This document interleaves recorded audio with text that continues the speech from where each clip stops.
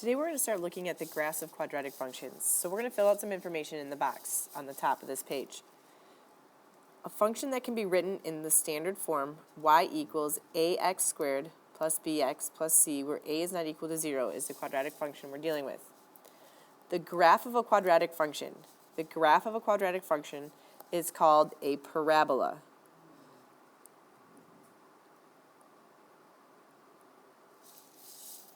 And a parabola is going to be a U-shaped graph, either opening up or opening down.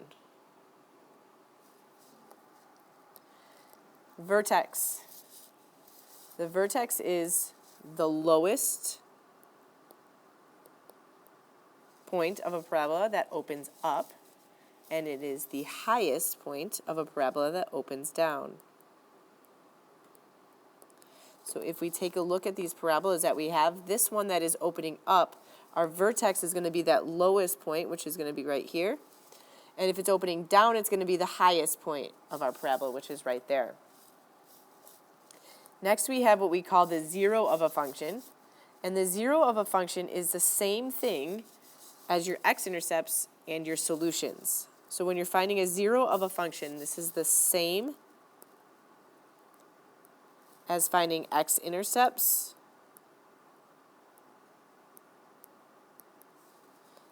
and solutions. So all the stuff that we've been doing in solving quadratics, you're going to do the same thing if I ask you to find the zero of that function. Because what happens is a zero of a function is just a value of x, which makes the function 0. So you basically would be setting that function equal to 0 and solving for it, which is the same thing we did for solutions, and pretty soon you'll learn that's the same thing we do for x-intercepts. Next we have, does it open up or does it open down? When the quadratic function is in standard form, y equals ax squared plus bx plus c, the function will open up if a is positive, and the function will open down if a is negative. So we're looking at the a value, the number in front of the x squared.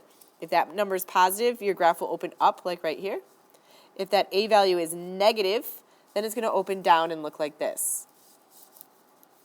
Next we have our axis of symmetry. The axis of symmetry is the line that divides the parabola into two mirror images. The line goes through the vertex. So our axis of symmetry would go directly through the middle of our parabola, whichever one it is, and it goes through that vertex.